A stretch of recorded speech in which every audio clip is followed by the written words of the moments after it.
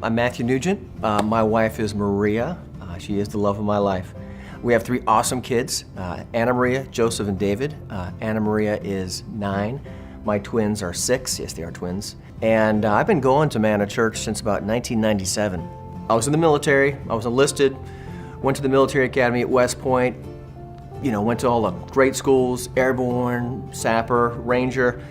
So my thought process was very leadership oriented. A couple of the reasons why I felt unqualified to be a spiritual leader. I'm not on staff, I didn't go to church my whole life, I don't have a master's of divinity. There's no way I could be a church leader. That turned out not to be true. Pastor Fletcher teaches us that everyone is a leader, particularly in the household. It takes a man to teach a boy how to be a man. And I know a good amount, but I knew there's some things I had to learn. I attended the Manly Man event. It sounds funny thinking about it, but it attracted several hundred men. And when I went there, I came to learn, but what I got out of it was, I need to stand. Gabe Padilla and I actually sat next to each other at the Manly Man event, and during a conversation, it came up, this sounds really exciting in terms of doing something in a small group, and he said, well, I have already gone through Leader Step. And I said, well, I'm not sure if I can lead one. Maybe we can co-lead it. And he said, let's go, brother. One thing led to another. We were co-leading, we were sharing ideas and having events, sometimes just with men, sometimes with the men and the kids, which is the idea.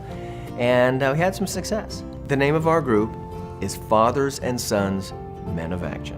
One that was study, fellowship, just the men, and we'd alternate and have events with the fathers and the sons. Another couple of events, we had the fathers and the sons playing Frisbee football. You think, well, it's not too sophisticated. The kids had a blast, and the kids won. We'd fellowship, we'd talk about manly topics, being a good father, being a good husband. Had a lot of concerns at first, but they weren't necessarily a stumbling block. There was an answer for them. But I did have to make a commitment. I grew because I got to be around other leaders who had more experience than I did. I was encouraged, I was given some tools and some tips.